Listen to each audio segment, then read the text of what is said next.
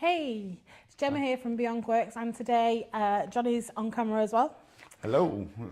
We are doing Q&As. If you've seen our previous post, you could have left questions. I've got some of the ones that we've been sent, but you can ask questions on the live. So before we get down to it, obviously, anyone who's not seen us before, Beyond Quirks is a photography studio, but we also do location stuff.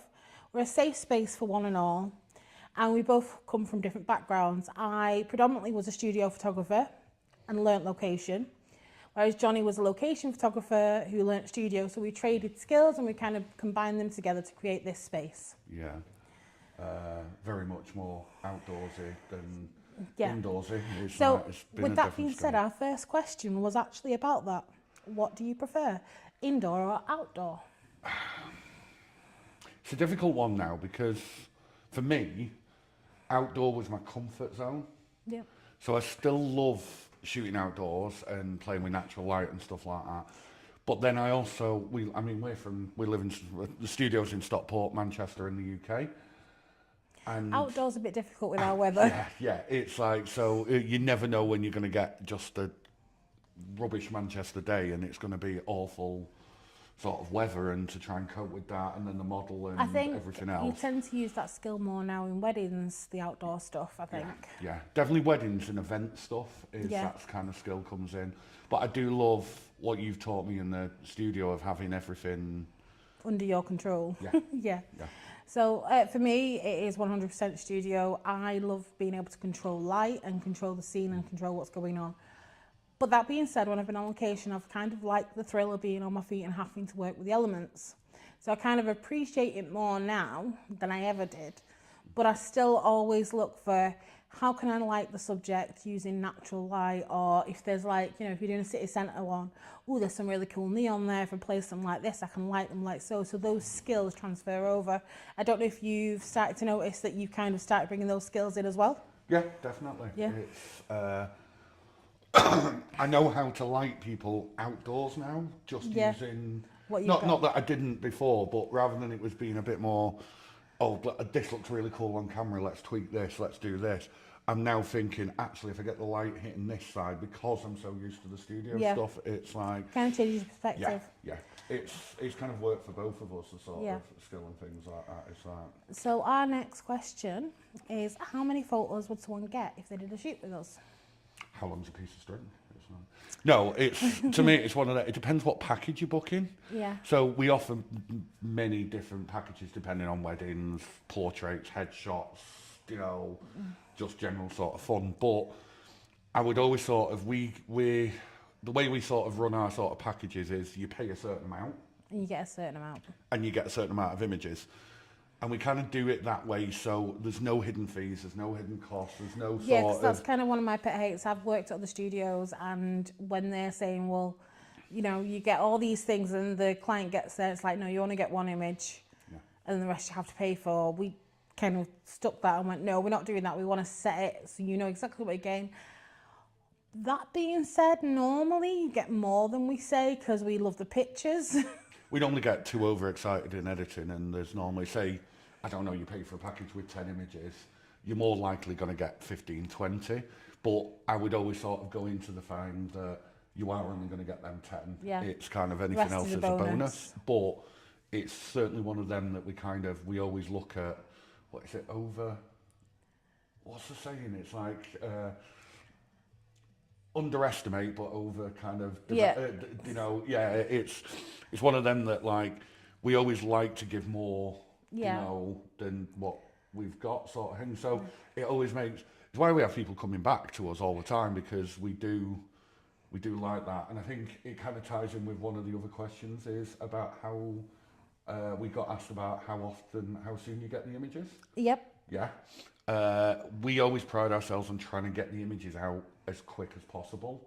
So I'm not saying like straight away or 24 hours. No, well, we have done it before where it's been a 24-hour turnover. If someone needs it for a specific thing and they say, look, I need this, then we can work to those timescales. But it's usually about a week to 2 weeks, if that, unless we're really bogged down with shoots. We've always been, we like to get someone's edits to them before we start the next thing. We always want to be one step ahead. unless we've literally got shoots back to back on the days, we always try, right, that's done, that's edited. Before we even look at video stuff or anything, it's so let's get everything edited before then we, release anything out, because I think it's just, but it makes people, because, I mean, you've been in the industry now for years. How many times have you had to wait, like 14 days, 14 Longer weeks? than that. I was going to say, there's someone I shot with at the end of lockdown. I never got the photos off. I just kept chasing and chasing and chasing, and I gave up in the end. Because at the time, I think it was a TF, which we will explain as well. You don't guarantee you're getting a picture for something like that. I was going to say TFs are more.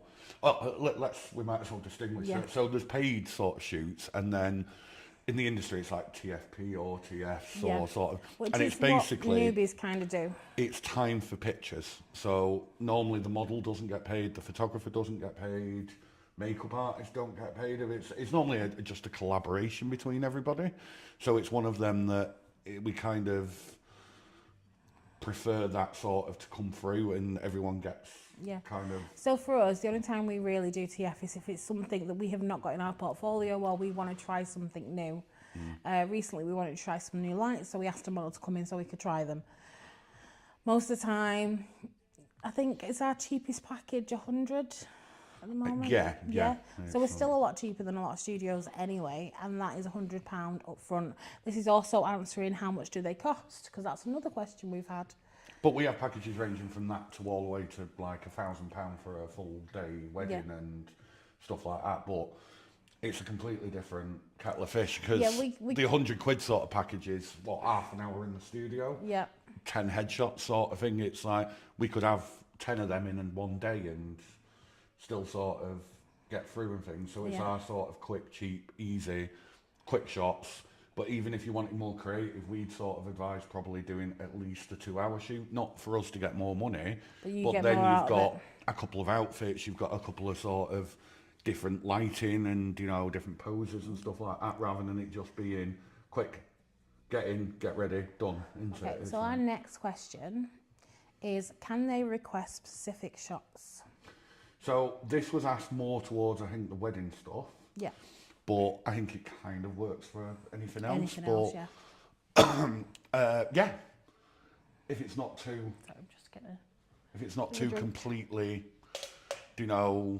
out there, I suppose. But it's your day, especially with a wedding, it's your day, it's your big moment sort of thing. So if you want this specific shot, then ask.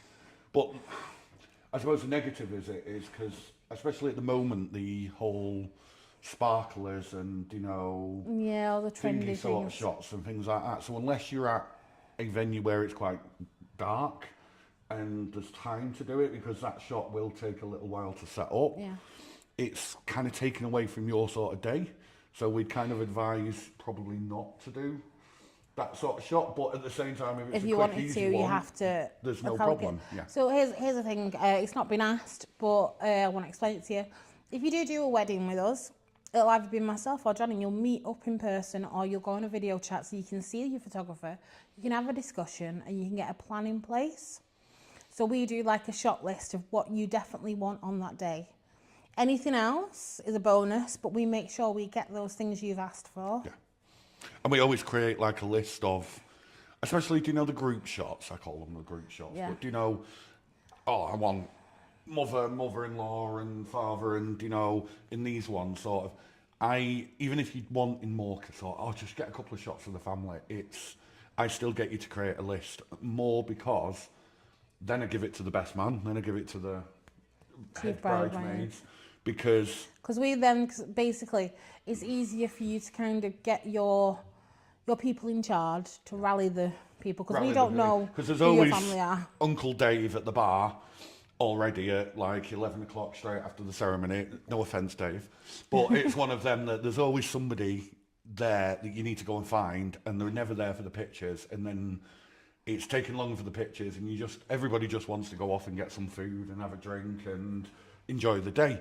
So to make it as painless as possible, it's like these lists go through so it can be as quick as possible, sort of, and get all the images you want. But I've had weddings where it's only them that they want, but then I've had no, I want this couple picture or this couple picture. Yeah. And So more specific. one recently was they definitely wanted the nan in the pictures because she was very poorly, and they wanted to make sure they had those images if she did pass. Yeah. So we basically over gave images of that person. But it's one of that. But like the couple, sometimes the couples want to be more casual and just have like relaxed pictures, and they don't want the whole posed kind of with the car and with the cake and stuff. But some people want that, and that's okay. I did find that weird. I did a wedding 15 years ago now. Wow. And they weren't doing a cake cutting, and they weren't doing a first dance, and I was like, well, what do you actually want me to do? And they just literally wanted fun pictures with their friends. It wasn't a big do, but they were very adamant that they just want to show the fun that they had on the day. But then halfway through the day, the mother-in-law got involved and was like, you are doing a first dance and you are doing this. And I was like, so I'm photographing it then. But that's sometimes why I don't like weddings, because there's always that one person that like, oh, well, you've not got this picture. And it's like, well, that's not what the bride and groom wanted. Yeah.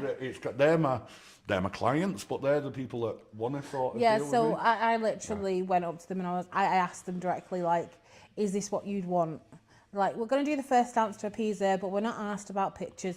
You have that as your break time and we'll see you afterwards. Yeah. So, carry on sort of thing. But before we go for another question, we have got a couple of viewers here. Say hi in the chats. We're here to sort of talk to you, we can answer questions live. So what would you want for your wedding pictures if you've not already got married or whatever? Yeah. It's kind of, that's what we're here. Let's have this sort of conversation and stuff like that. It's kind of, but yeah, carry on. Yeah. So we have another one saying, how did you get into photography? I'll let you answer first. So I started in photography based off I've always been into it sort of as a kid, like, and then obviously with phones and stuff like that, I used to kind of, my parents were, well, my dad especially, always had a camera with us on the way. I mean, we used to moan at him because it was like, oh, come on, we want to get to the next ride at Disney and stuff, and he'd always, no, we've got to pose for this picture, and it was just like, that's not what I want.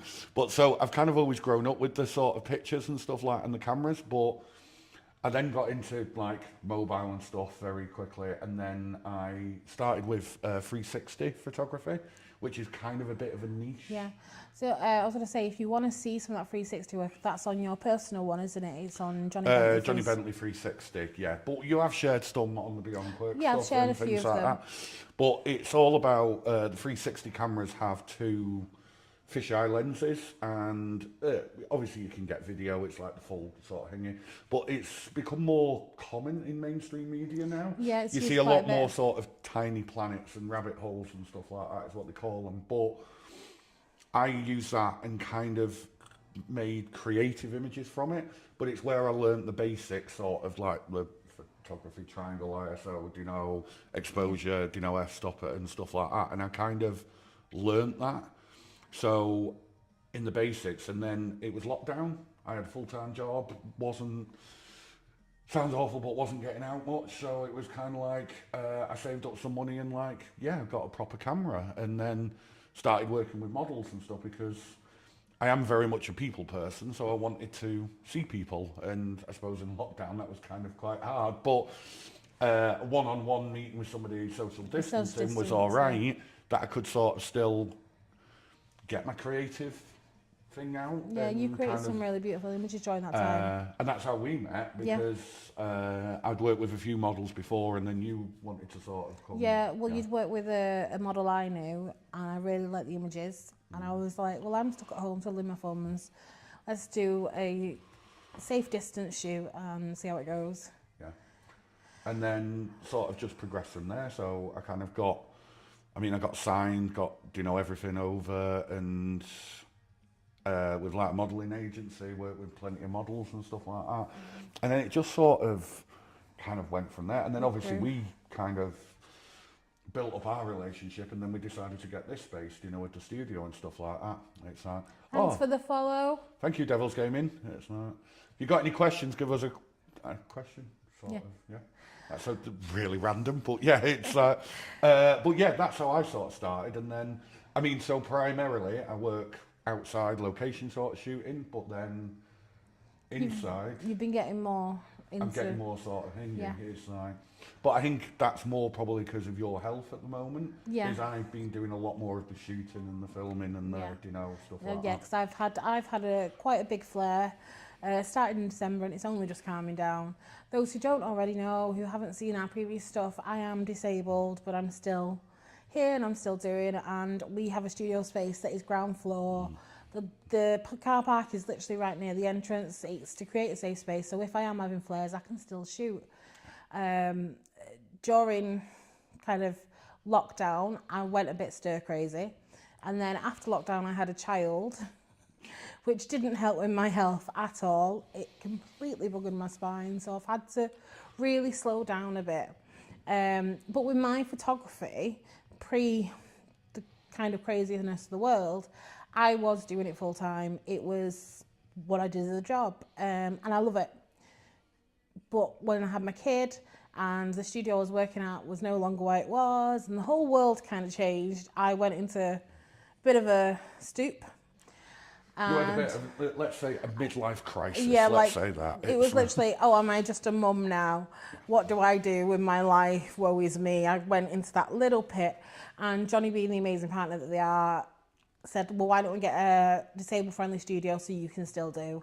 And at the moment, I don't know if you can tell on camera, there is a child here having his nap. It's the reason he's nice and quiet. But initially, my photography journey started, Jesus, 20 years ago now. So I used to be a full-time model and performer. That's what I did. I didn't do anything behind the camera.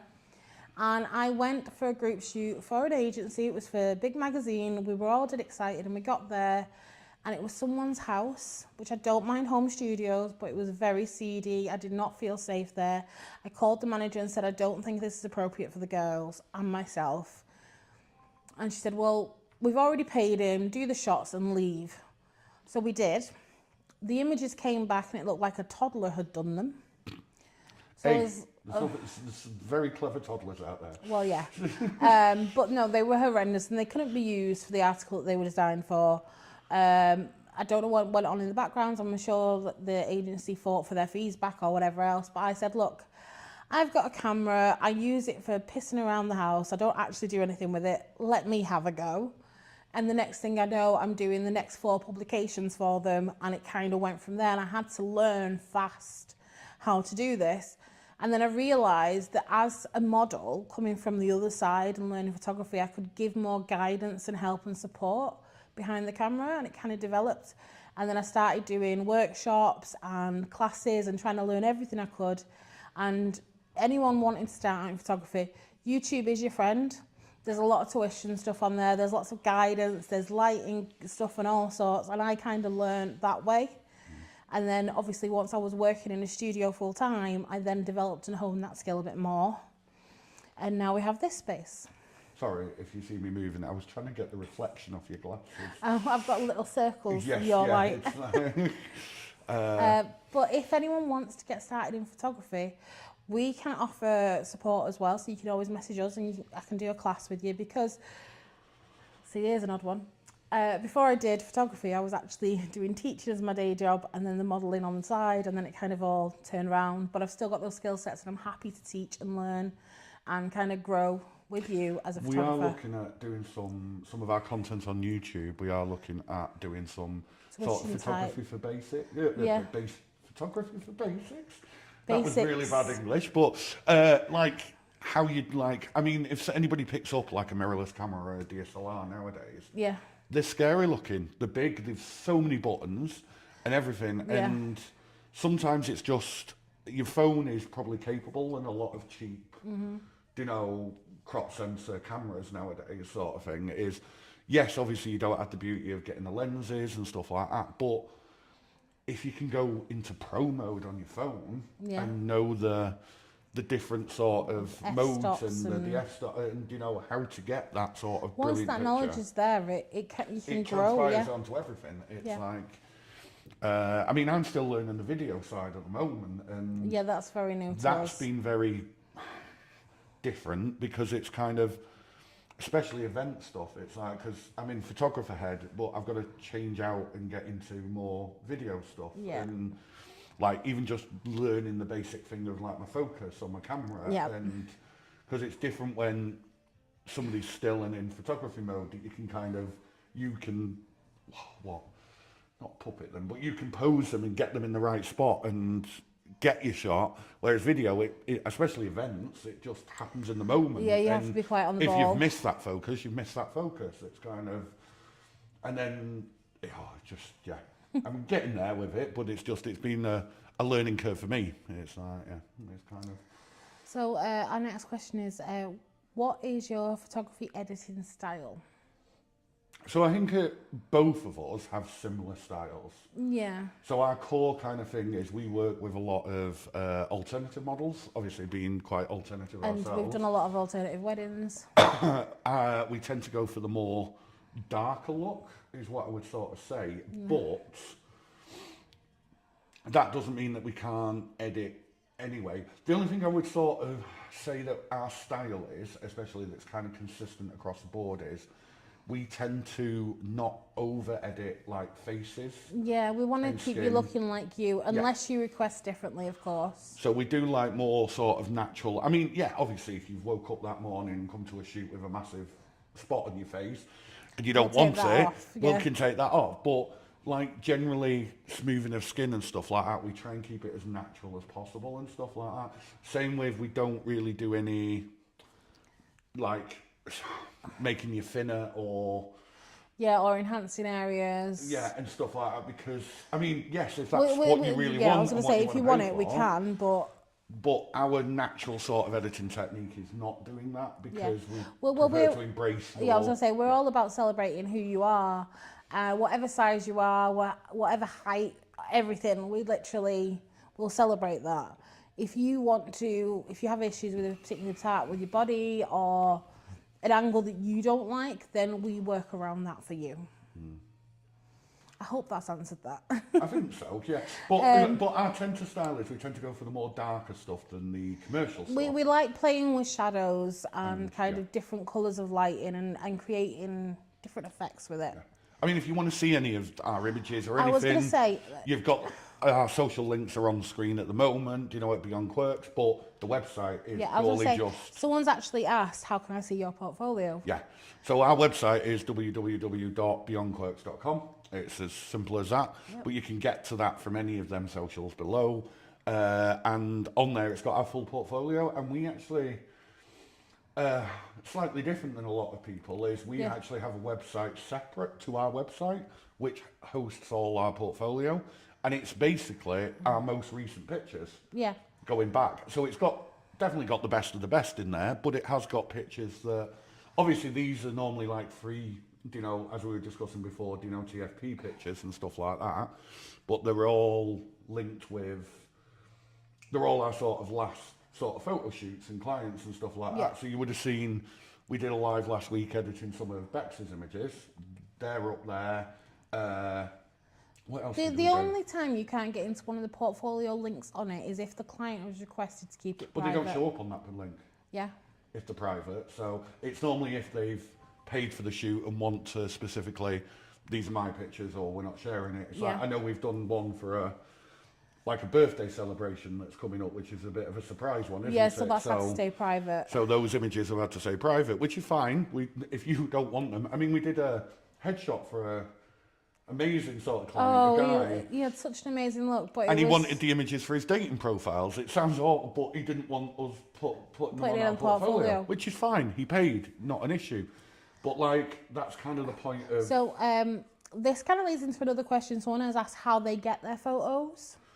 So we use we're not sponsored on this live at all by anything, but we use a company called PickTime. Which kind of hidden under the radar when it first sort of started. It's becoming more popular now. Yeah.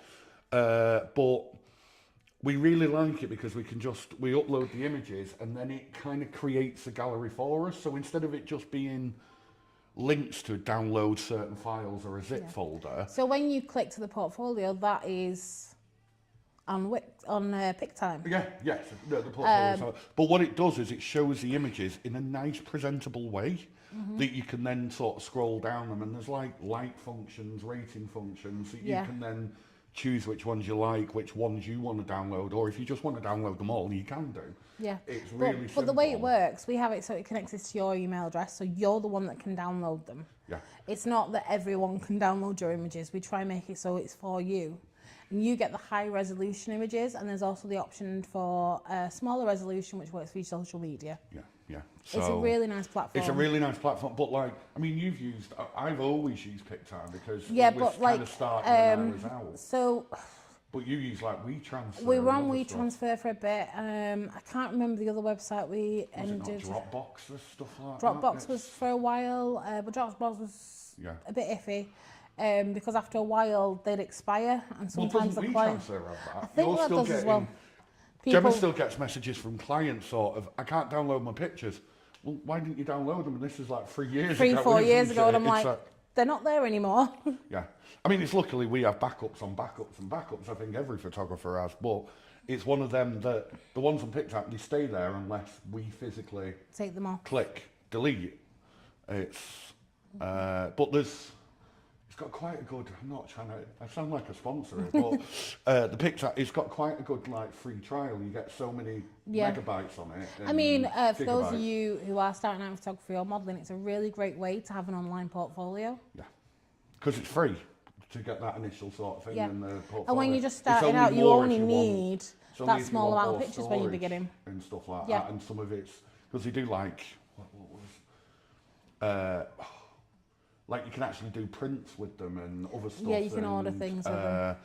They've got loads of extra features that we've not really played around with, but all we do is it's kind of, we have our hard drive storage, sort of, mega things like this, but it's kind of, we then have our online storage, so the images are on there as well as in our sort of heart, but. So someone has asked, what extras do we offer? So this kind of skims down. So I think there might even be another question. So we send the images via a link to PicTime. We do everything on digital because that's how we have it. But then you want print. It's up to you. You can go and get that printed at Max Spielman, Asda, wherever you want. But it's one of them that we can do prints for you. We know some very good print companies. So we can do that. I mean, I've done a whole wedding album before now, and canvases and stuff like that. I've done quite a few pull-up banners. We don't print in-house because we don't have that skill, but we do know a lot of sort of good printers. So that would be, to me, would be the extras. Or if you wanted maybe a USB drive with all the images on. Some people like a bit more old school than that. Yeah. It's kind of, there are all them, but that's what I would say would be extras. Yeah. Rather than, but it's completely optional. But then as well, if you are in studio or you're doing a location shoot, one of the extras that is an extra charge would be if you want a makeup artist. So we have quite a few amazing makeup artists that we know. Depending on what you request and what you need, we can bring them in, but they are independent, so you pay their fee. That's the only additional costs really, and kind of extras on top of. But they have to travel, they have to get paid, it's their job as well, so it's, to me, it's thingy. I mean, you do some makeup, but you've very not done, basic, so for years I did a lot of makeup artist stuff because I decided that I wanted, because addicted to studying, I did my makeup courses and I did it for quite a while in studios, but with my disabilities, my hands are too shaky to be able to do someone's eyeliner and guarantee I can do it that day, which really sucks. I have to kind of play it on the day whether I can or I can't. When I'm having a really good day, I've had a few friends in and be like, can I play and experiment? Hence why there's some funky makeup looks. One of my favourite ones was we got someone in who we know who is gender fluid, presents more mask, I'd say, and I made them hyper femme. But that was more for fun for my kind of portfolio and for them to try something different. But there was no pressure. I think they ended up doing their makeup in the end because I was struggling. And then I did the costume and hair and stuff and posing. We've got quite a few that I've discussed I want to take extreme makeovers with as well. Yeah, we're hoping to that being a kind of a common sort of thing and stuff like that. But yeah, I mean, some people prefer to do their own makeup. Some people love being pampered, don't they?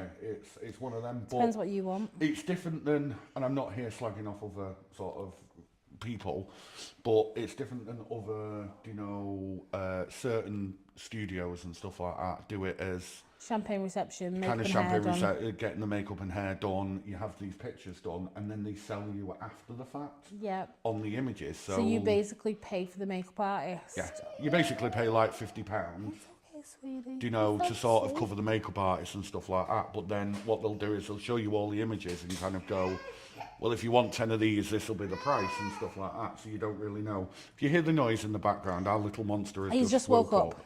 So we will keep talking and stuff like that. But do you want to maybe get his TV show on? So we can I'm going to try to get his tablet up and running to amuse him while we're talking. So bear with me a moment. But yeah, so I think it's one of them that I like to... it's not necessarily a bad thing to do it that way. It's just I prefer consistency and being honest. Yeah. Not saying that it's lying the other way, but clients know when they come in, this is what you're getting.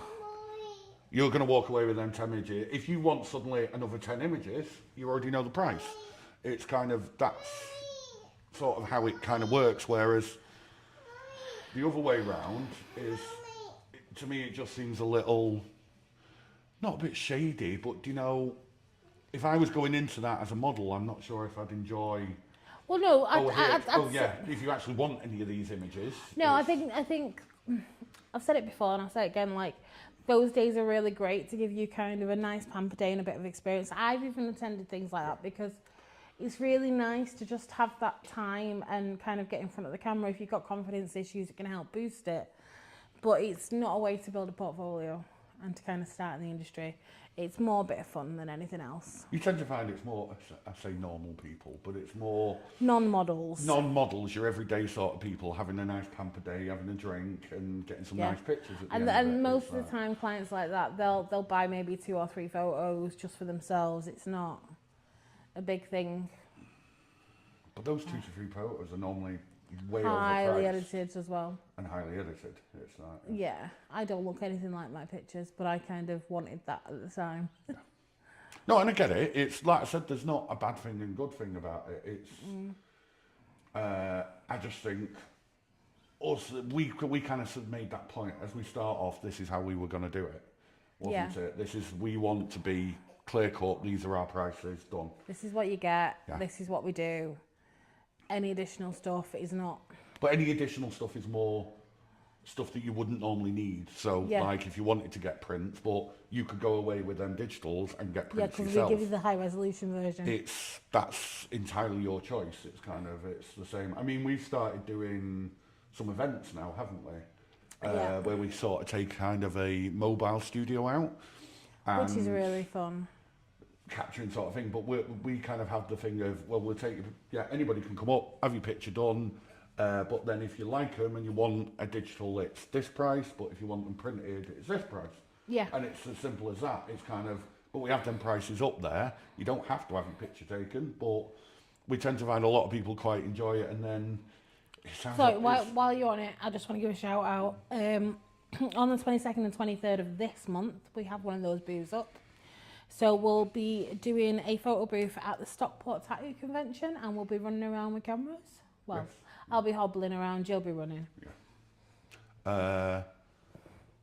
But yeah, going back to what we're saying is, I think it's not an easy sell, but people tend to buy the pictures once they've seen them. Yeah. So it's quite useful to sort of have that option kind of on. Yeah. And then, because we've got a nice big screen that people can sort of see in a quick edit, they can kind of go, oh, that's really, I'll take 1 or 2 of them, or they like 2 or 3 pictures. It's kind of, I'm not saying that we're here to sort of settle, but it works quite a nice way. Yeah. And it's a nice way to get a little family shot together without having to go for a full shoot. Yeah. And pay an arm and a leg. And most people who go to events are normally slightly more dressed up than they would be just. Yeah. Tom, Dick and Harry on the street, aren't they? It's kind of like they've made more of an effort because they know they're going to see people and stuff like that. It's like, does anybody have any questions in the chat that you'd like to ask? Anything goes. It doesn't have to be photography. It can just be about. I don't know what format you're watching in, but for those watching on different things, we are live on Facebook, YouTube, and Twitch. So, hello so everybody. We can see questions from all of those places. Yeah. As long as you're watching the actual live. If there is any questions and you miss the live, you can comment on these videos because they, especially the YouTube one, it will stay on there. It stays on there for a bit on most of the channels, so yeah. And we can get back to you. We can literally reply. Because we understand not everyone is going to be on here on a Sunday. Got nothing better to do than us being live on Sunday, but no, I agree. It's well, quite a few of our friends are at events all over the country, so we understand. Weekends are busy. Well, I mean, we were at a pirate festival yesterday. Yeah, I have little random red patches on me where I didn't get the sun lotion in the right places. Ginger problems, isn't it? Yeah. But yeah, it's like... Back to 50 and still managed to burn. But yeah, it's one of them that we decided, no, we needed to do some admin stuff today, so we thought we'd come on here for a little bit. And say hi. Questions and answers and stuff like that. Well, they're all the ones we actually got on here, but is there anything that kind of you'd want to discuss? How do you mean? I don't like, you must have been asked questions over the years by people. Is there anything? I think the main sort of thing, I mean, I'm going back to the whole wedding stuff, but wedding photography especially is one of them that people stress over. People either think it's nothing and they sort of go, oh, my best friend... Yeah. Oh, you've got a camera, can you take a couple of pictures? Or it's the be all and end all. And I've had both sort of spectrums from somebody who wants just to cut, oh, can you just come along and take a couple of pictures, to, no, I want this, and I want a full list and know exactly what I'm sort of taking. Although, to be fair, we've been invited to weddings before by people we knew, and they've said, oh, can you bring your camera? It's like, that's not how it works. Yeah. And it's one of them, but I mean, I love doing weddings. It sounds awful, but that sort of getting ready and you've already met the people 2 or 3 times before. You almost feel, and then, I mean, like one of the last ones I did was I was in the changing room. The changing room sounds really sort of seedy, but I was in the hotel room with the bride and prepping. Her bridesmaid and stuff like that. So getting the sort of wedding, the prep pictures sort of thing of, the hair and makeup and, the dressing hung up and all the usual sort of kind of wedding things. But because you're almost part of the girl crew, is like, I ended up like fastening dresses and, making sure the hair was in the right place and type of thing. Because it's that chaotic and people are coming in and saying hello, and by this point the champagne's already sort of started flowing, and it's one of them that you kind of you become part of almost the family, and the team sort of thing. I mean, as much as I try and be in the background, that you don't know I'm there, but at the same time you still get people coming and talking to you, and and then like, I mean, one of the weddings we did, we obviously we tend to sort of think, if we're doing a full day, we try and actually sort of, part of the contract is that we get fed. As well as get paid. But, we're going to be there all day. We need at least a time to sort of eat. So normally when everyone's having a sit-down meal, we'll get a couple of pictures of, them waiting, not of them eating, but, kind of just chatting away at the tables and stuff. But then there's a big gap where we don't really have much to do. Yeah, because... I mean, that's one of my things. I don't like taking photos of people eating. I don't think it's very flattering at all. It's normally back of heads and sort of heads are laughing and giggling to each other, isn't it? And then obviously, like, the speeches traditionally normally come straight after the meal, so you kind of got to be there ready to get them. You've got that little gap. So we either go off to another room, depending on the organisation of it all, and we eat, or the last one was lovely. Last one, we actually had... we had a space on table and stuff, and we got to know some of the guests and stuff like that, and it really was nice.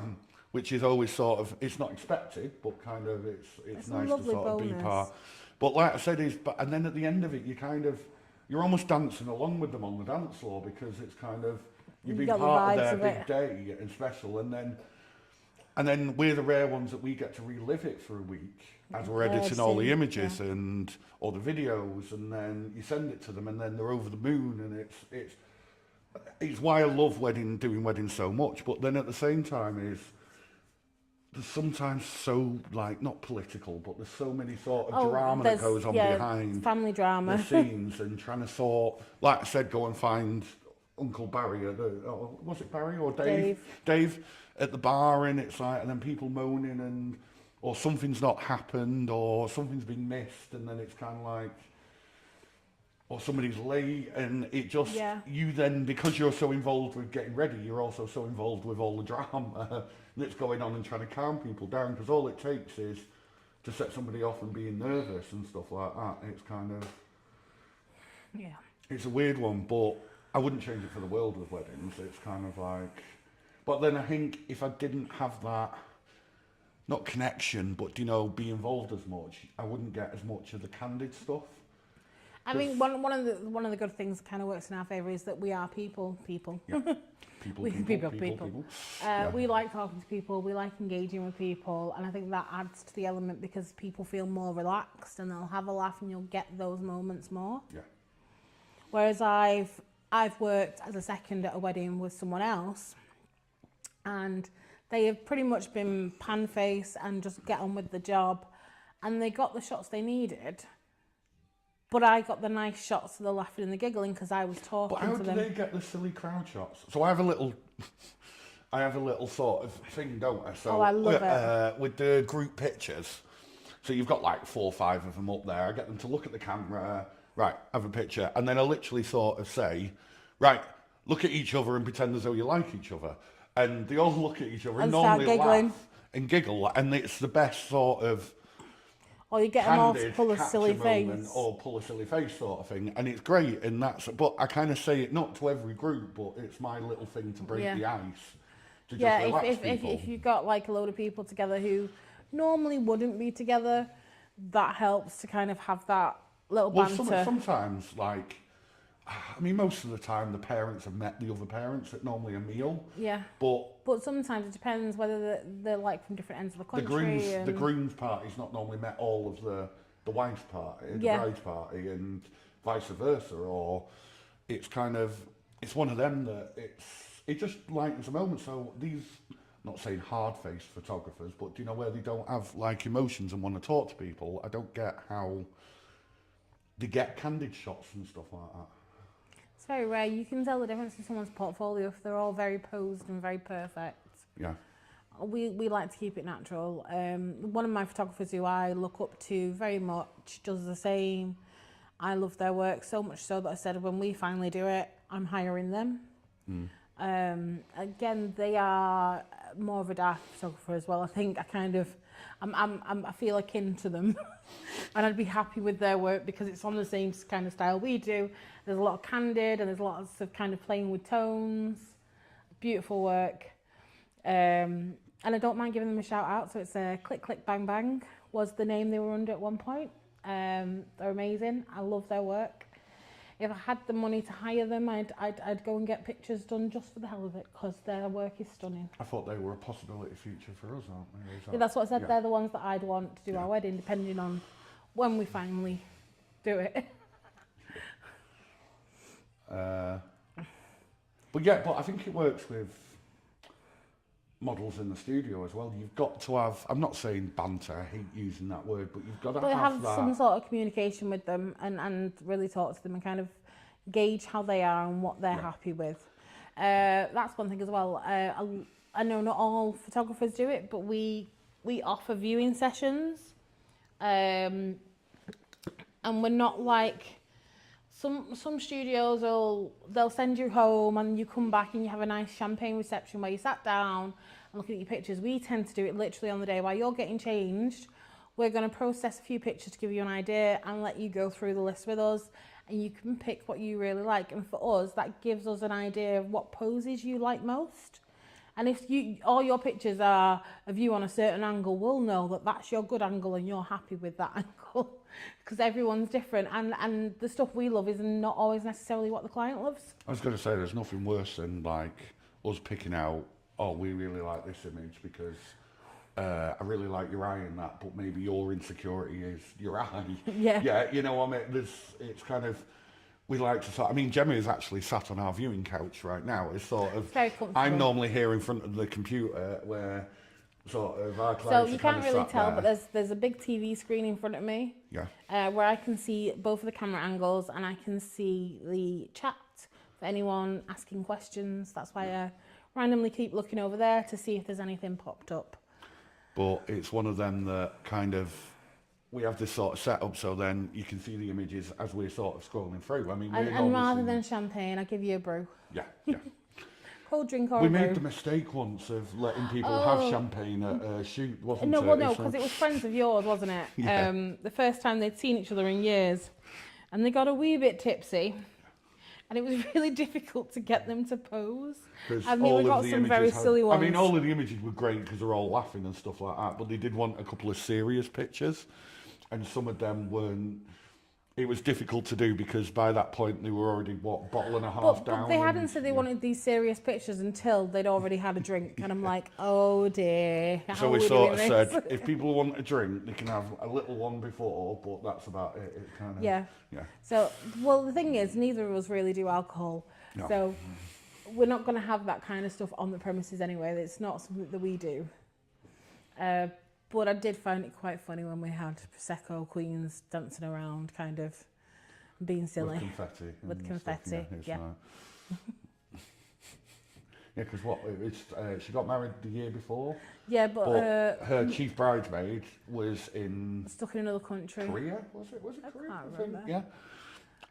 And they still had the lockdown laws in place at that time, so she wasn't allowed to travel. So she was finally coming over and travelling, so they wanted to do like the bride. So she got. So she wore the bridesmaid dress, and they got bouquets again, and kind of had like their own. But it did look like they were getting married on the pictures. Yes, yeah, but you know, wedding shoot sort of thing again with the sort of chief bridesmaid, and it was lovely. But I mean, I'd grown up with these in high school myself. Yeah, I was going to say that's how they sort of found us, and it was kind of so they were already mates of mine. But I'd not seen, the chief bridesmaid for about the same amount of time, for like 15, 20 years, sort of thing. So it was definitely.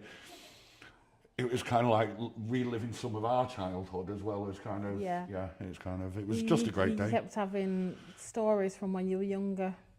Oh, on the buses, yeah. It's because we all used to get the bus together to high school, and it was like, it's.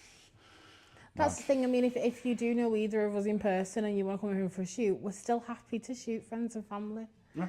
I mean, we're going to be photographing your brother's wedding. Yeah. He wanted to ask us how much. He's not getting charged. That is his wedding present. Yeah. That is as simple as it is, because we know how expensive it can be, and we want to make sure he gets the best. But he's a photographer himself. Yeah. I mean, you all kind of play with. Yeah, but it's one of them that he's actually done a wedding himself, so it's kind of. But he wanted us, which is great, because I always take it as a compliment when another photographer asks you. Yeah. It sounds odd because they know your work as well. It's kind of. Yeah. And I think as photographers, we're picky on what images we want. It's I think the more I've done behind camera, the less I end up doing in front of camera these days, because I've become more picky on who I'll work with. So I'm technically retired now in terms of modelling, and I just do the odd thing. You keep saying this. I know. But then you keep getting in front of camera for things. I know. So, not that I'm complaining, but. Well, I've been in front of camera on and off since about the age of 4 in one way or another. So it's kind of, it's cool, but weird being on the other side. You think I'd be used to it by now? Just a little. But whereas I'm typical photographer, prefer being behind the camera. But I have managed to get you in front a few times. Yes. I used to do quite a bit of TikTok, and obviously doing stuff like this, it's still a little out of my comfort zone. That's the thing, if you do know us off TikTok as well, we haven't forgot about that platform. We just have a toddler, and time is really difficult to make the content we used to, because we had a lot of time free beforehand, and obviously during pregnancy we were still able to make content, and we made quite a bit when he first was born. But now he's running around and wants to jump on screen, it's a little bit difficult. So even just setting up for this today, and we set up the cameras, he kept running around going, cheese, because he wanted to be on camera. That's his thing. The whole time. Talking about you. Yeah. So I'm going to throw it out to the chat again. Would you like to ask us anything? It could be anything, personal, not photography related. Yeah, it doesn't have to be photography related. Shoots, anything. I can tell you what we had for tea last night. You know what I mean? It's that sort of stuff. It's kind of we're here to sort of chat to you. Well, while we wait, why not chat about what we did yesterday? Oh, so yesterday we travelled over to Conway Pirate Festival, all dressed up as pirates. I had a very fabulous hat on. You did look fabulous. So as we took a child, he was not interested in the pirate goings-on. No. He was not interested in the dancers, the music, anything. He saw some sand and wanted to stay there and got very upset because he couldn't just stay and play in it. On the beach, yes. But I think that's just 2-year-old logic, isn't it? It's, he liked the cannons firing on the ships and stuff I do like that there.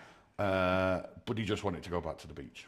He didn't. Yeah, so if anyone was hoping to catch up with me, like I said, I'm sorry.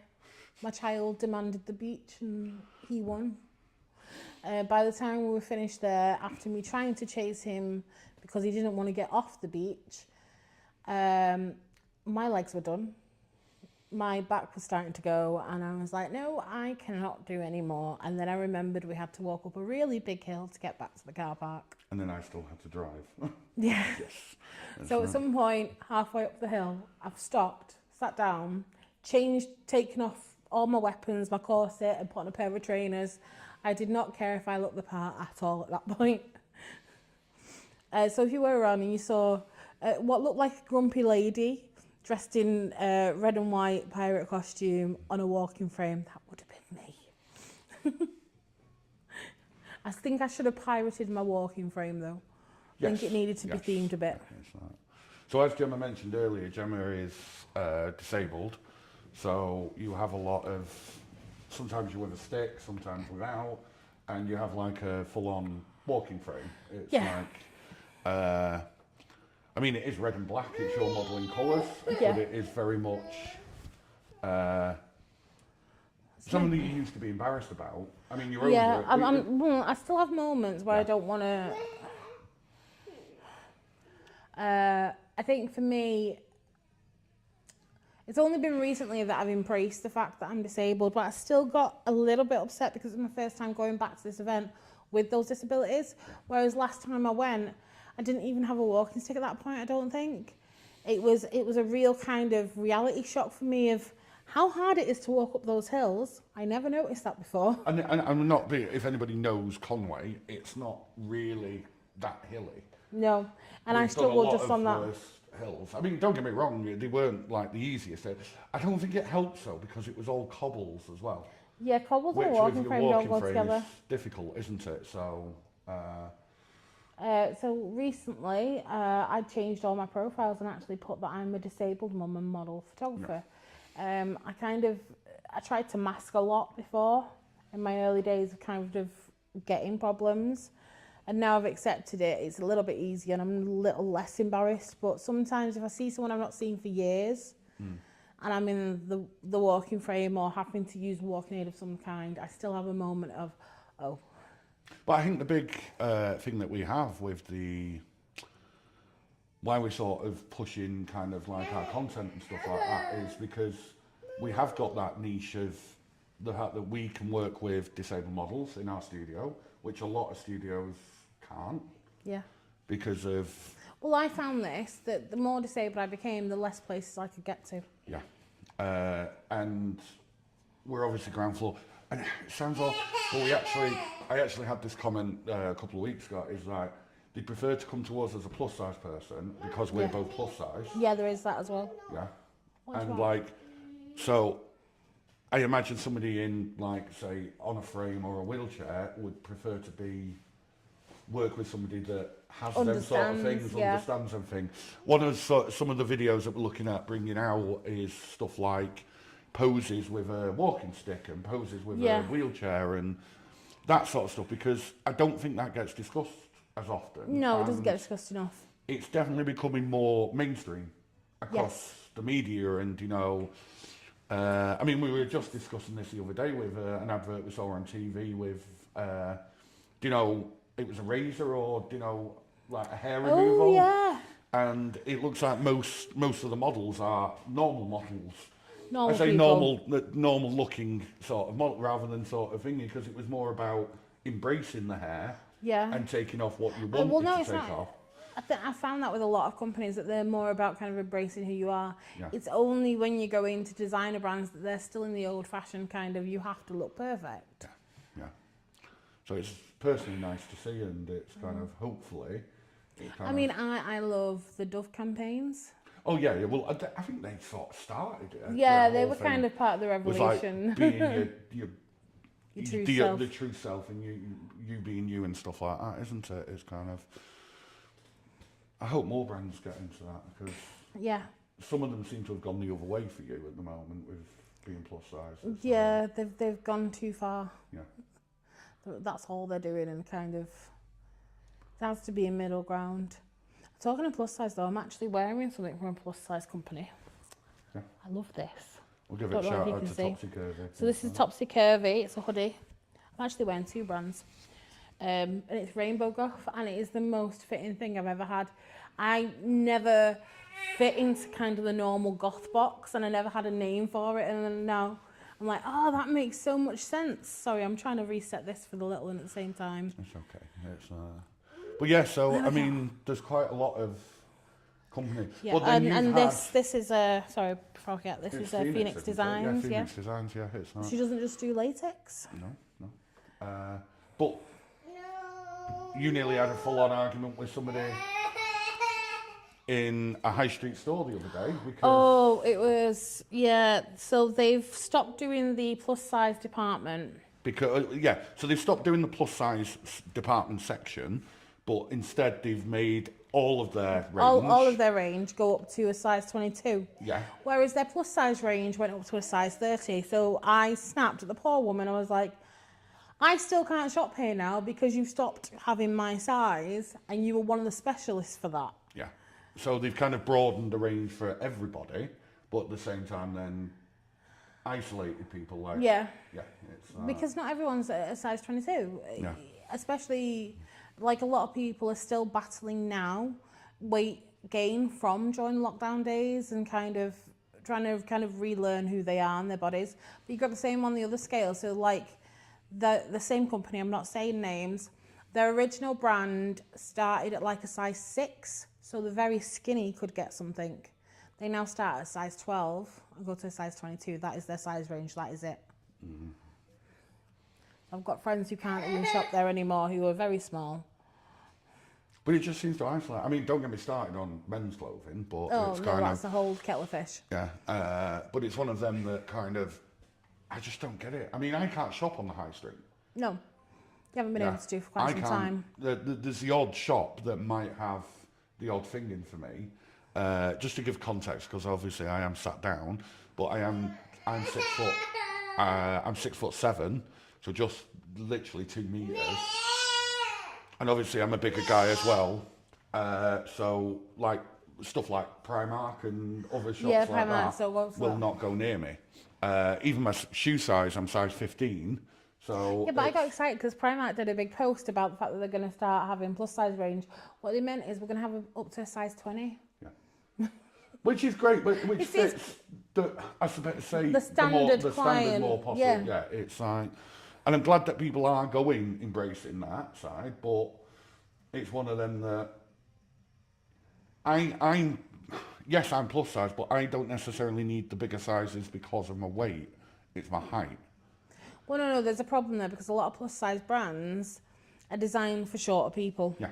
I found this, and so I'm only 5'9", but apparently that's the wrong height. Yeah. So if I try to get a pair of pants, they're always too short and they don't quite fit. I can't get swimming costumes from most places because there's not enough length in them. Yeah. I think at one point I had a Hell Bunny costume that I really loved and I wanted, but it wouldn't fit me as an actual costume because of the length of it, so I ended up converting it into a bikini. so it kind of would fit with basically where my waist is, because I've got such a long upper body. I mean, if you haven't got those skills to be savvy to do it, it's awful not being able to. What was I going to say? One thing we have been asked in the past is about family portraits and stuff, because we don't seem to show that on our feed. Do we do it? Never work with animals and children. No, I'm joking. It's just like, yes, we do. I just think it's... The thing is, I think to be successful in the photography industry, you have to niche down. Yeah. It's the same with anything like content creation, anything. You have to have a niche, your little circle. So there's people that just do newborn photography. Yeah, and they do it amazingly well and amazing stuff ones, like that. yeah. We could do newborn photography and we'd probably get some great images, but we probably wouldn't be the best that there is, because people have that day in, day out for their sort of day job. We're wedding photographers, but I wouldn't have said we're easily the best wedding sort of photographer, because we're still on that medium ground where we don't do it all the time, but we do it regularly enough. Does that? Yeah. Yeah. I'd say we're more portrait than anything. Yeah, ours is sort of portrait, but I'd say even nicher with plus size disability and an alternative. Yeah, definitely. Yeah, is kind of our sort of little areas. But what I'm saying with family portraits is we can do them, we have done them, and I think we've done a brilliant job of them sort of thing. But I think there's companies out there that do it a hell of a lot better, and I'm not sort of taking it against our standard, but they have the exact backdrops, they have the exact sort of setup. Although we do have something that's a bit different from a lot of other ones who do these family portrait stuff. We also accept people who are in polyamorous families and polyamorous couples, because I think a lot of studios don't quite understand that world as well. So that's one kind of thing that is a bit of a niche for us, that we accept all, literally. Everybody, come pay me. No, I'm joking. No, but it's one of them that I think it's, to be open to everything is sort of the better way. And I'm not saying other family portraits are, but it's not your typical 2.4 children sort of. It's kind of, but yes, we do. I mean, we'd even have a pet in. We're not experts on pet photography or anything like that. My only sort of experience is taking pictures of other people's pets or animals and stuff like that. But if somebody wanted that and wanted to come to us in our style, then we'd give it a good go. And I'd actually really like to do a Halloween picture of a dog. I think that'd be really cool. But we'd probably give discounted rates, if not do it as a portfolio sort of thing. It's kind of, that's how you sort of grow. I'd rather be out of my comfort zone a little and be pushed. It's like, I mean, taking pictures of our little one when he was first born was the easiest thing in the world. But nowadays, trying to keep him still just to get a picture.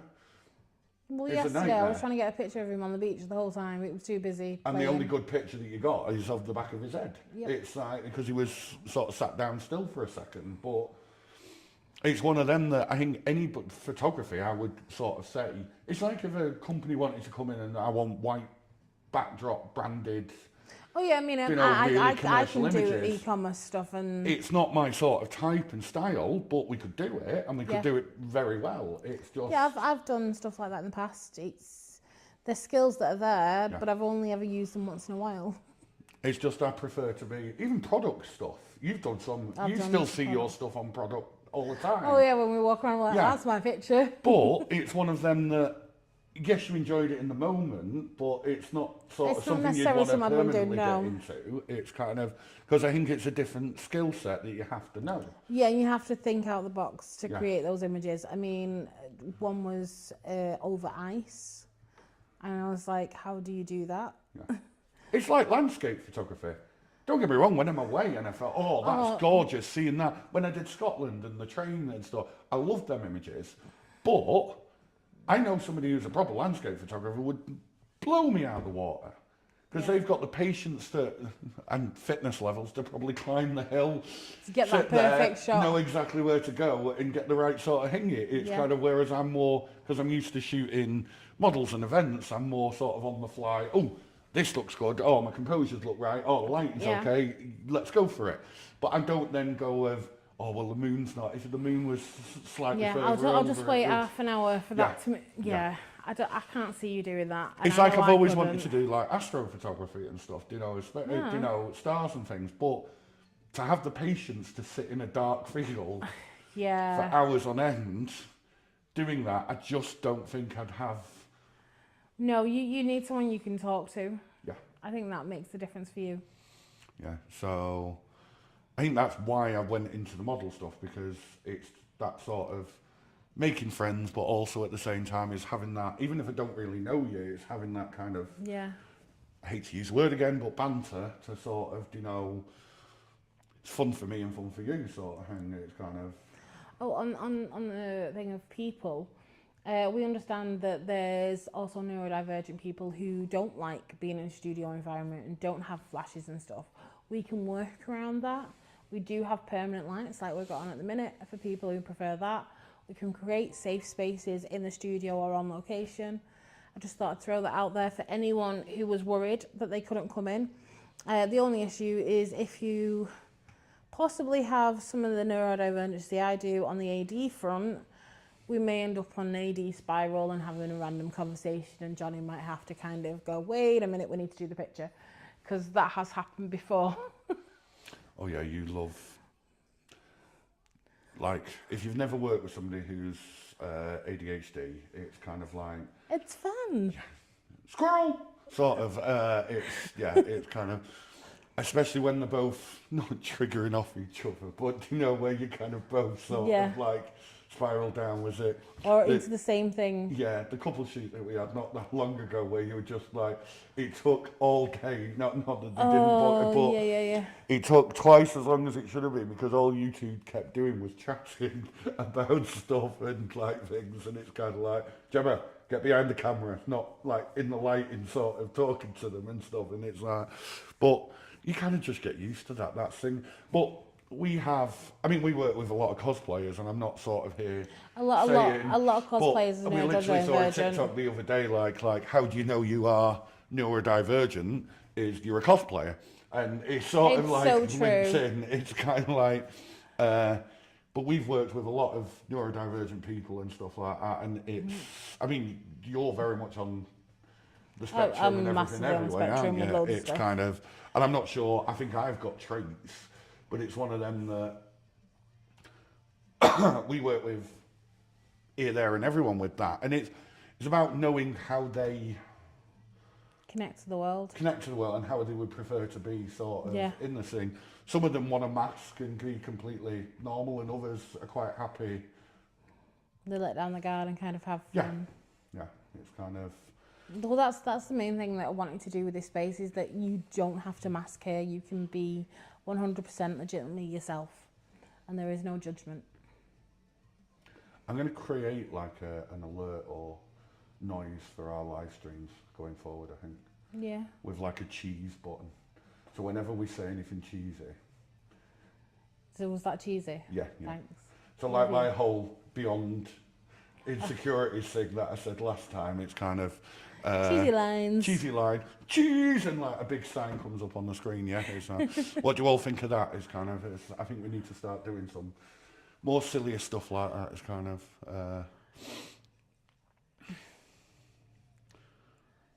Have we got any questions out there? Come and talk to us. Say hi. Don't have to ask us a question. Just go hello in the chat sort of thing, so we know that we're not just randomly... Are we alive? Can you see us? Yes. Can you hear us all right? Yeah. Because obviously when we're on this side, we don't know whether you're getting this or not. Looks like everything's working, but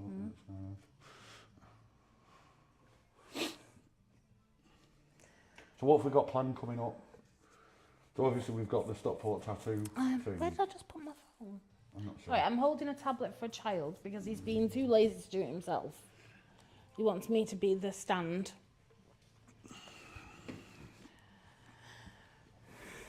Right, let's have a look at our calendar. So obviously we did Conway this weekend. No. We've got a shoot coming in next week. Makeup Artist is doing a wet look shoot, which should be cool. Because we've got an empty bath you can't see it, but we actually have a bath that is completely empty that we can use for shoots sort of thing. So we do get asked to use the bath sometimes, don't we? There is a local event that I'd like to go to, but we'll see. It's another local pride in Manchester. Okay. Which is the same weekend that shoots in. So. And I'm working. Yes. Yes. And then, like I said, we are doing the photo booth at Stockport Tattoo Convention. 22nd and 23rd June for Stockport Alternative Market, So we were with them, 2 weeks ago at Stockport Pride? Yeah, there is doing videos the parade on and our stuff. channel. Videos on the YouTube and stuff like that, on the YouTube. But no, on our YouTube channel, there's some highlight videos and an interview with the organiser. Yes. There, so Sarah, she was... So then we've got the start of July. We are going to be doing our very other busy stuff. July, aren't we? So, yes. Yeah. Because what, is it the first weekend in July we're at Chester? For those who don't already know, we are part of something called the Cosplay Collective with an amazing team and help running cosplay competitions when we're not behind the camera, although we've been including that with recently. Yeah, so we've been trying to get some behind the scenes filming. And so on the 6th of July we're going to be in Chester for their con, which is Chester Mania. Yeah, Comic Con Mania. Comic Con Mania. It's at the race course in Chester, I know. It's, yeah, it's kind of, it's one of the best little family cons that you can go to. It's not really the big, nice setup. It's really nice setup. There's so much outdoor space and it's so friendly. And there's like the main bit, you've got all the vehicles and the fooderies and whatnot, and then you come into the con itself, and then they've got like almost a courtyard they've set up, I'd say.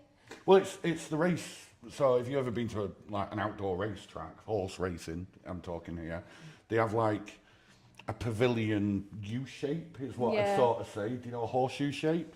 And that's where a sort of all the stalls are and stuff. And then in between that, the horseshoe, is like the outdoor gardens bit, whereas I imagine when you're horse racing, that's where you go and have your Prosecco and loiter around and talk to people about how amazing the hats are and stuff. Even though we're doing the competition with the Cosplay Collective, because it's such a great family space, we will be having our son with us, because there's so many places he can run around, and he's kind of used to being around cosplayers and that world. So we've got that, but... The day after that, we got an anime cosplay photo shooting. So we'll be doing some content for that. But we've got another... Oh, no, that's August, isn't it? But July, we're pretty much busy every weekend in July. Yeah, the thing's full. But we're going away at the end of July. Yes, because we'll probably have cameras with us, possibly. Yes, there should be some footage. So it'll be steampunk at the end of the month. And then we have a couple of days left in July, if anyone would like to book. And then August, we're busy again. First weekend of August, we're doing another con. Yeah, which is We're at Bolton Mania, which might be a bit more local for people, if you wanted to come see us. And then we've got Painfully Pop coming back in August. Oh. They're really fun to work with. We loved the content last time. And then... I know she streams on Twitch, I think, every Tuesday or Wednesday evening. Something like that, Painfully Pop Punk. Yeah, I've got John Weiss coming in, who's a comedian I know. I'm going to be doing a bit of an interview with him as well, because he is also a disabled artist. Yes. He's a comedian, isn't he? He's a comedian, It's still a form of art. Well, I hope he's funny. Well, I think he is. And then maybe at the end of that month we'll go and do a bit more pirating. Okay. That's all I'm going to say for now. If you do want to see what's coming up and updates, we always post on our socials where we're going to be, what we're doing. It's usually within that week we kind of give a heads up, here's where we're going to be. Shoot-wise, we only do the interviews if it's something we want to interview at the moment, but if you wanted to be interviewed, if you think you can contribute to our channel and you have something awesome to say, just let us know. I mean, we want to hear your stories and stuff like that. That's kind of the point. But we want to celebrate every kind of people all over the world eventually, At the moment, we're based in Manchester, so it's UK people who can get Stockport. Stockport is its own city. It's next to Manchester. I love this. It's part of Greater Manchester, isn't it? I love this. Right. 1 second. I am going to Google this because it's like... Do you have some random fact to give me? No. It was like... I'd seen somebody posted this about Stockport. I think it was in that video, wasn't it? It was kind of that we were watching. But basically, like the top 10 sort of things is obviously it's a hatching industry. You know, it was silk industry. It had a lot of sort of industrial kind of thingy. And then one of the things is it's next to Manchester. As one of the things that's the top sort of thing is as a positive, it's next to Manchester. And it's like, really? It's kind of, but... I mean, we actually live in Manchester. The city is next door to, you know, Manchester. It's completely into it. It's kind of, so we have our studio in Stockport because that was where the location we found was best. And there isn't, sounds awful, city centre of Manchester, there's so many photography studios. Not saying that there isn't in Stockport, there's 3 or 4 that we can sort of I know more than that, but yeah. But it's one of them that, there's studios every corner of every sort of thing, and so many different photographers. In our building alone, there's a few different photographers, but we're so different. Yes, yeah. So, like in our building in Vernon Mill, we know there's one upstairs, don't they? But they mainly work with like dancers and that sort of style. There's another guy that I've seen who's also on YouTube who does natural light photography, and he's very adamant he doesn't want to do anything but natural light. Kudos to him, his work is stunning.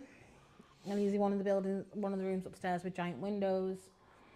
But all I want to do every time I see his content is if you just put a light just behind that model, that'd be 10 times more.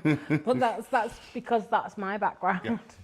See, whereas our studio, because we're on the ground floor, we actually have no windows in this space. I don't know if you can tell, but we don't have any lights on other than what we've got.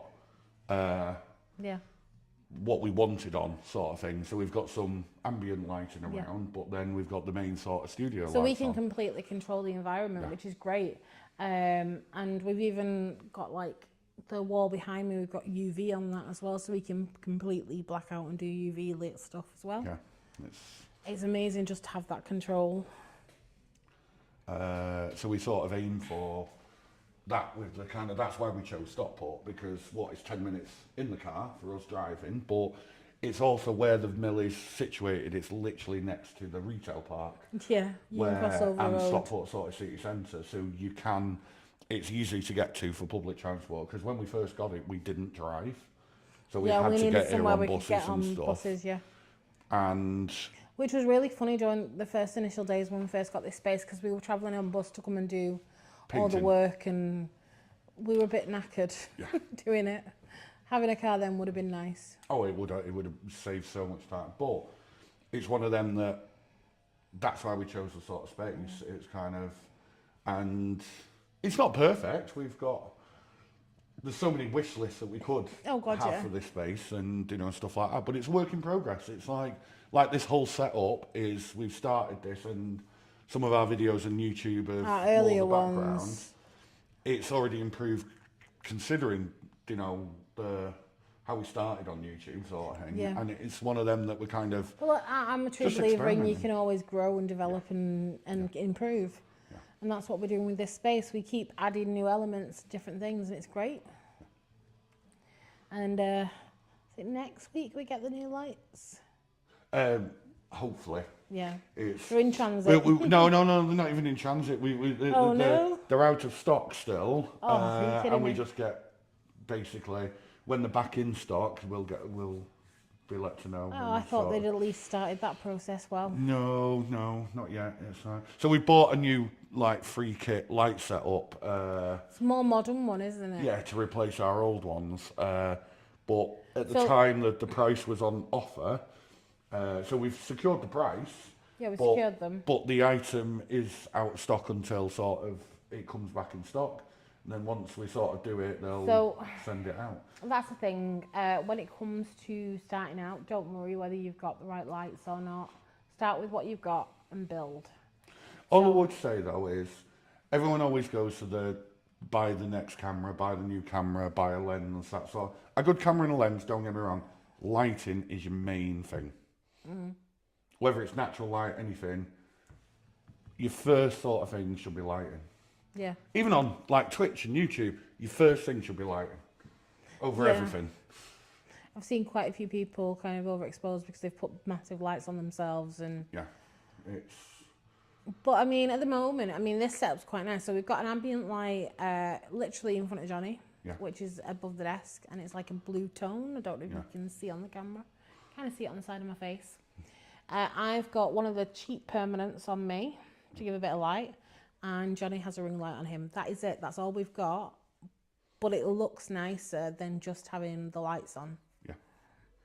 When you turn the lights on, it's like, because it's really dark and the big iridescent tube sort of thing, it's a horrible kind of light, isn't it? It's like, it does nothing for you.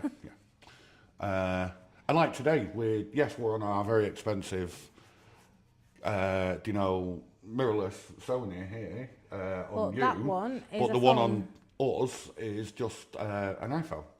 Yeah.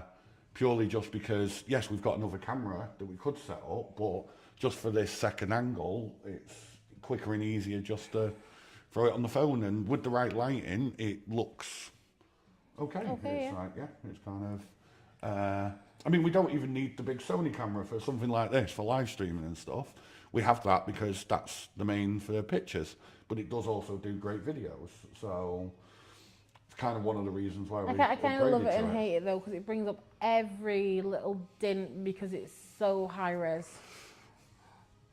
But that's a personal thing. Every little dint of your beautiful face. We'll stop flirting now, right? But no, it's one of them that, but you can't. Yeah. Yeah.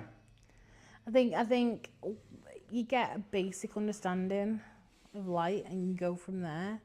Like a lot of my kind of selfies in lockdown, I didn't have access to anything else, and did loads with my modelling stuff using just that ring light, because I learned very fast the different tones and what works and what doesn't.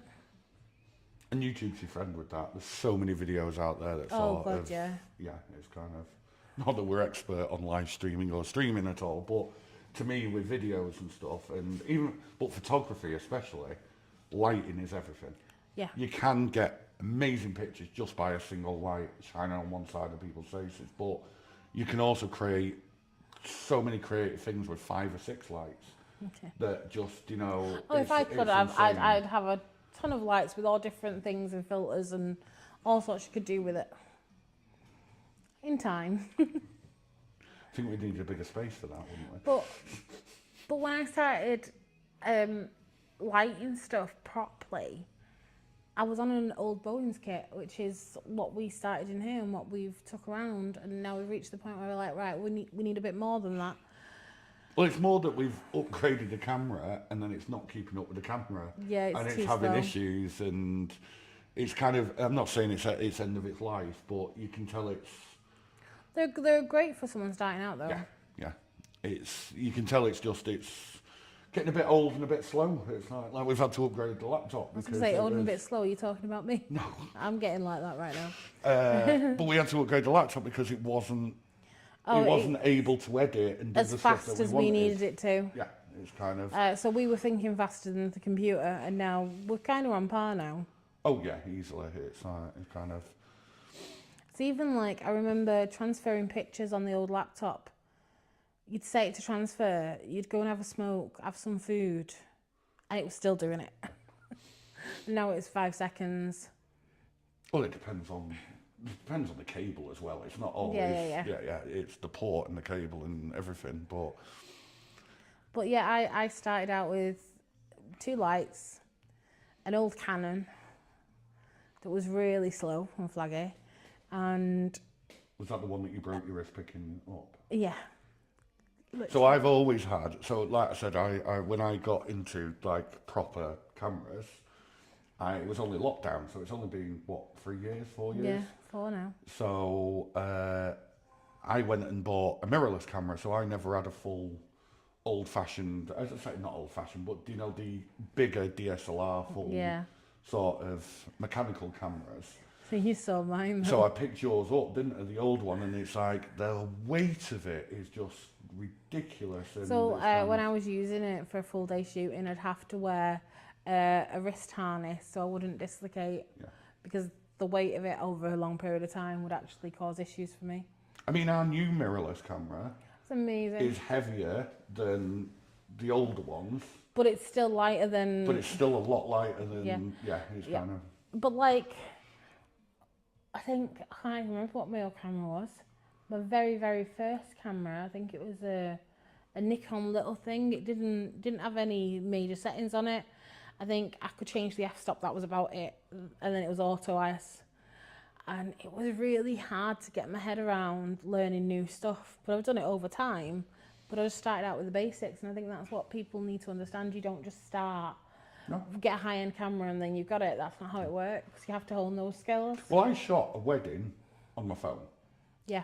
And at the time it would have been, I think it was the Samsung, I want to say, like 9 or 10. Or it might even be, because he jumped to then the S20, didn't it? It probably was the S20. It was before lockdown, but not much, maybe a year before lockdown. And I did a whole wedding in manual mode on my phone. And it's doable. I wouldn't sort of advise it. And I wish I'd had a camera at that point, because I probably could have got so many better pictures. But the bride and groom loved them and they were really appreciative. It's kind of so... Although the problem we've got, we attended a wedding, didn't we? And they had a wedding photographer, and all we kept going is, why is he doing that angle? Why has he got a flash? And you don't need a flash in here. The natural light's beautiful. What's he doing? Because we've learned our kind of way of doing stuff. And but everybody has their own way. Everyone has their own way, but we were just like, I don't get it. We're just quietly judging as a guest in the back. It's like, so, yeah. It's but then you took a couple of pictures. Just on my phone. Because they were friends of yours and you wanted the pictures. And they're the ones that became the profile pictures, not the ones from the professional photographer they'd hired. But that's what, I suppose that's, it just becomes that skill. I'm not saying that people have to have that natural knack, because composition maybe, to be that sort of creative and, I mean, you can learn it, but it's one of them that you kind of have to have that creative edge to be able to, see something and go, oh, well, I know that it'll look better this way, this angle, this like framed, or it'll just, it's kind of... framing is a key thing that you need to learn, I think. Knowing where to put your subject to create an image. Yeah, I mean, there's so many different rules, like rules of third and all that, and different things, but it's one of them that I think it does take that creativity. Yeah, but I don't think learning the rules of third and all that stuff is actually required if you naturally can do it. Yeah. Because some people just have the knack, and it's quite frustrating. I remember having a student once who picked up a camera, and within 2 weeks they got some better shots than me. That was a long time ago. And they didn't even think about it. It was just second nature. Yeah, that'd get a bit frustrating if it was your student. It's like, what is it? When the student becomes the master. It's it was totally that feeling. And I remember actually asking them, so how did you get that shot? Because I don't understand. Whereas I think stuff like camera settings and everything like that is something that you learn. Yeah. It's a skill. And it comes over time. Yeah. The others can be a point, but you can be the best at a camera, like so technical with a camera, but you'll still get beaten out by somebody who naturally just has that creative flair. Yeah. Not saying everybody would. I used to work with a photographer who was very tech savvy. Yeah. And knew... You're talking about me? Huh? No, okay. Long before you. They don't do photography anymore, which is a shame, because they were outstanding at what they did. But they could look, say this room, how we've got the lights, and then go, right, well, if you tweak this just by this much of an inch, it'd be perfect on this mathematical scale of this, this, and this. And I was like, whoa. But to him, that was normal, learning it to that degree. Yeah. Yeah.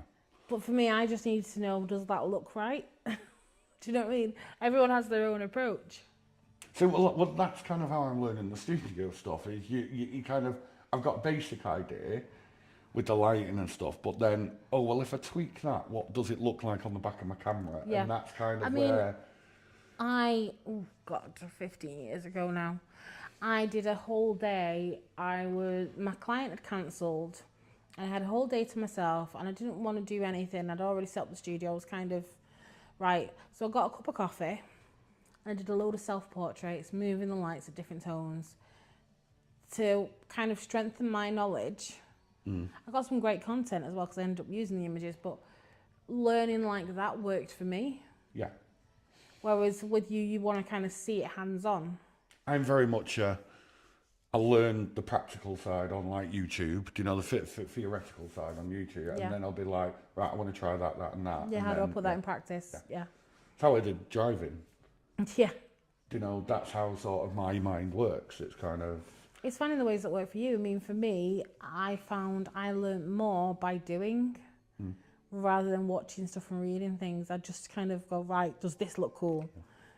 And I grew from there. Although I did watch quite a few videos about painting with light, which I want to kind of play with a bit more. Yeah, you've done. Yeah, it's all right. Because I didn't do as much as I liked to back then. You okay there? Okay.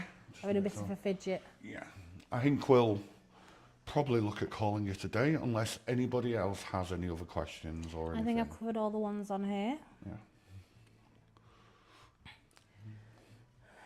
Anything for anyone? Give you a couple more minutes because there are still a couple of viewers. Thank you for joining us for so long, though. I know we've just been rambling. Yeah, and thank you again for Devil's Gaming for following us on Twitch. That was very nice of you. It's like, but yeah, if nobody's got any other questions or anything else that they want to ask, we will leave it there. Yeah. I think we are planning on trying to do this probably once a week. Yeah. Not necessarily a full chat sort of thing. Sometimes we'll maybe do some editing. Sometimes we might even be in an event. Yeah, and just be go just live randomly while we're going there. live and stuff like that. But we want to try and become more of a weekly thing so we can sort of discuss it. Maybe even one evening here and there just to sort of change it up so it's not always during the day on a sort of weekday and stuff like that. But it's kind of just kind of get out there and kind of sort of this I think is your opportunity to kind of get involved, get to know us, because we see, I know it myself when I follow people online, you see the pictures, you think they're cool, you see some of the videos, yeah, and yes, because we do some interviews, you kind of see a little bit and our personality and stuff, but then other stuff it's kind of right, let's actually talk about. Well, no, one of the things we want to do is we want you to know who your photographers are and kind of get to know how we work and how we talk as well, because a lot of people don't understand that we are exactly the same as we are here on set at events. We're the same people. We're going to be very down to earth. We'll answer any questions or any queries you have. This isn't a character, she really is this mental. It's like, yes. No, but it's one of them that this is who we are. We want to chat to you. We want to meet you. We want to get to know you. It's like there's nothing better than ask any of the people that we sort of, I mean, we've met a couple of models that were just starting in the industry. And we've watched their growth. And we've watched their growth, and we're still friends with them. We still have them in for sort of stuff. And we love seeing that. And it's kind of following up. I mean, Stockport Alternative Market, they're still on their journey. Yeah, they're only babies. They're about a year now. They sort of started, we were there you went to their first event. Yeah. I couldn't make that day, but then it's one of them that they're now, I'm not saying huge, but they've got a presence now in Stockport, and people are not necessarily paying attention, but it's kind of... Well, at the moment, like, they've got another week left. Yeah, so they're at a pop-up store, so in Stockport, in Mersey Way, which is like the shopping centre, they have... There's like a pop-up shop in there. Pop-up shop that people can rent out and stuff like that and things. The alt market are currently in there with a few different stalls. I mean, I went in the other day. I wanted to buy everything and I couldn't. I was being very realistic, so I was picking up a birthday present for you. Belated birthday present. Because for some reason you're a fan of something that I can't buy merch for, so I had to commission an artist to do it. For some reason, I am a fan. You've seen them all. You like them. But not as much as you like him. So Tremors, for anybody if they didn't know. It's a very old... It's his dark secret. It's not my dark secret. I'm proud of being a Tremors fan. It's kind of... but it's one of them that... Yeah, you've got an artist that was making you a picture, you know, of the characters and then there was other people asking for it, so you're not the only fan. Yes. But we love Stockport because we love them because they're family friendly. It's the main thing. Which is really rare for alternative events. But not even just that. A lot of your makers markets and stuff like that normally are because they're out on the street. Yeah. But a lot of alternative markets have a performance on and stuff like that, but there's still no reason why they can't be kicked out. Well, no. So some alternative markets have more alternative kind of kink side of stuff. And I understand that that's not an environment for a child, but at the same token, I've been to events in the past, this is years ago, where they'd be over 2 floors and the top floor was family friendly, the bottom floor was adults only, so they could still run both. But also the way I see it is that's on the parents. Yeah. If I saw a stall that I didn't want little man to see, you just go past it. I'd go past it and steer him away from it. It's kind of, I'm not, that's me as a parent. I mean, one of my friends, I absolutely love their work, but I am very aware that I will not go to that stall with a child because they have Dickosauruses on it. Yes, yeah. Which are amazing, by the way.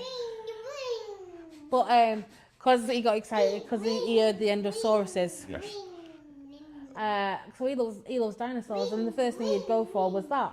So I don't take him near a stall for that specific reason. But it's one of them, they're child friendly, normally in disabled access venues. Yeah, as well. Yeah. So obviously we don't have an issue you getting in with the frame and pram and buggy and stuff like that.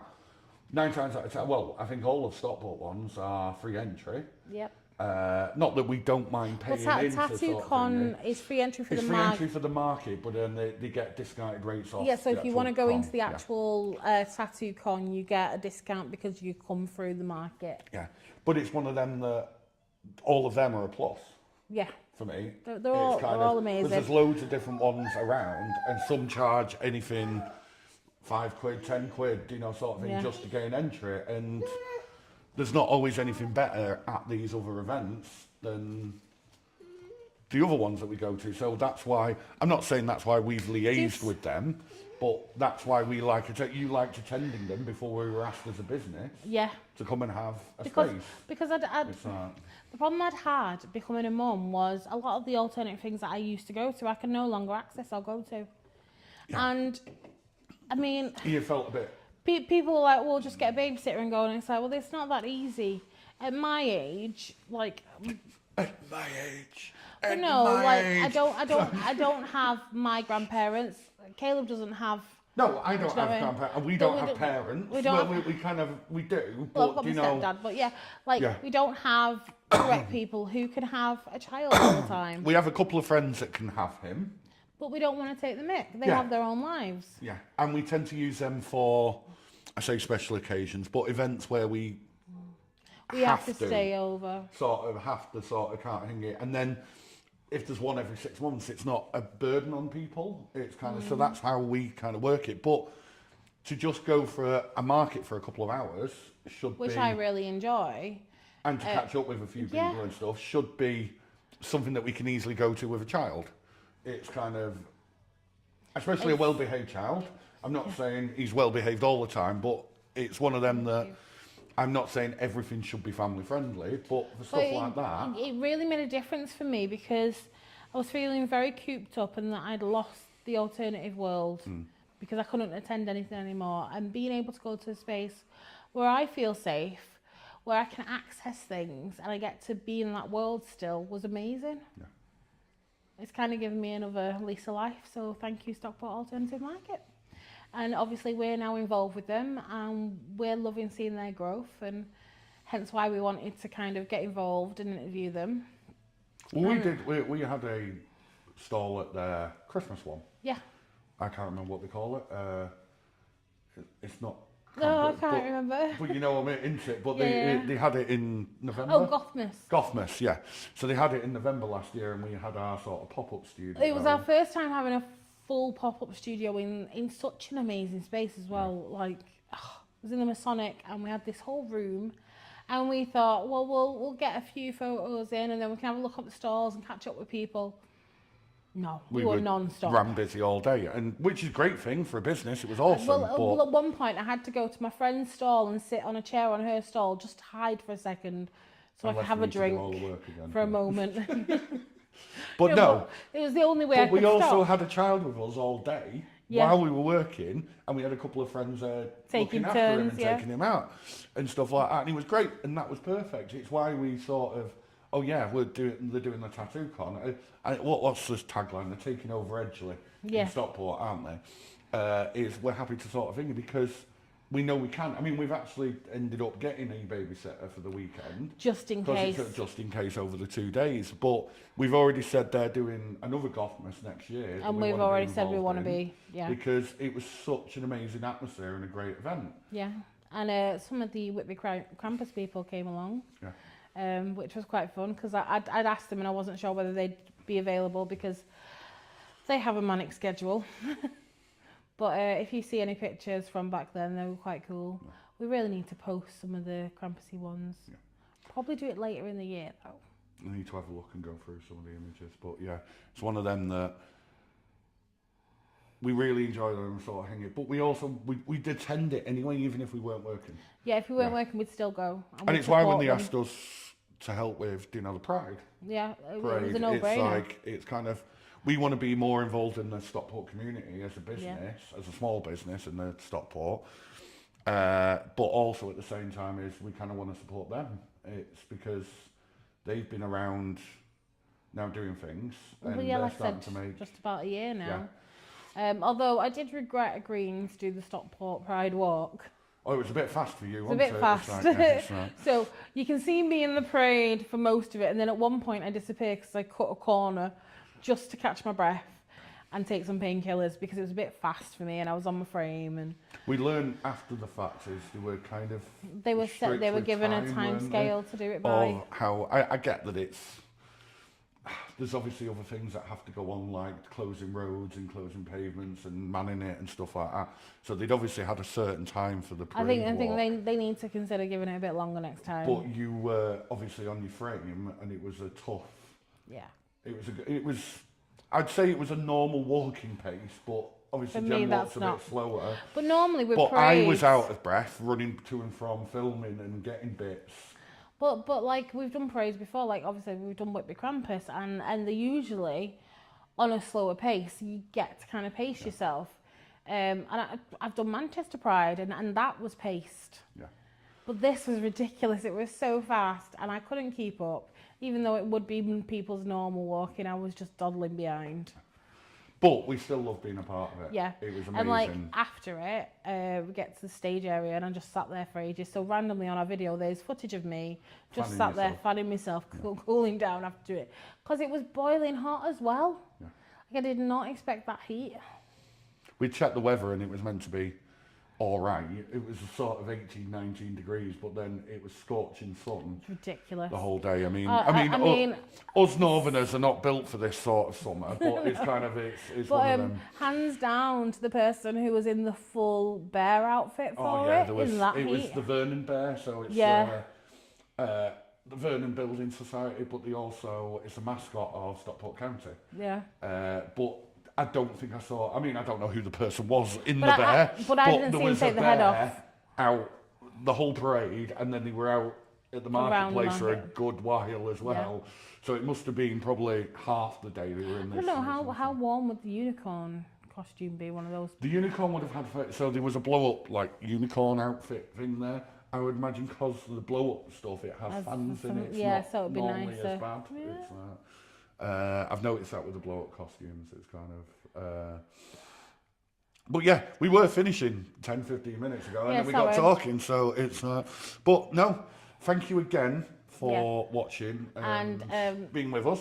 Following us on our pages and supporting us. So we you've really got appreciate Instagram, it. Facebook, YouTube, TikTok, but we are different. It's Beyond Quirks Studio on TikTok.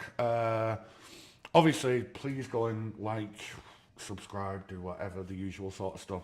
If you're interested in what we do and stuff, though, please go look on the YouTube videos, because we are we've done some event stuff, we've done some interview stuff. It shows you more of a wide range of what we're sort of doing. If you want to look on Instagram, that's where our sort of main pictures, where we post the pictures. Daily feed comes from and stuff. And then obviously the website, www.beyondquirks.com. That has all like our portfolio on there and all the other links and stuff like that. And if you actually want to book in and shoot with us, get in touch on any of them platforms and stuff like that. I know, sweetie. But we are planning on sort of streaming more on Twitch, as well as sort of YouTube and stuff like that. If there's anything you want to you want us to talk about, or you want us to kind of cover, then just let us know. If there's any challenges we want to see, we can do a live photo shoot. Just keep your challenges in mind. I am disabled. I can't be running around doing silly things. I could get him to do it instead. Okay. But stuff like maybe a live shoot where you sort of see the kind of the start, the whole process, the process and stuff like that. Something you're interested in, let us know. But for now, we will say goodbye. I've been Gemma. He's been Johnny. We are Beyond Quirks. Yes, Beyond Quirks Studio here in Stockport. All right. Thank you. Bye.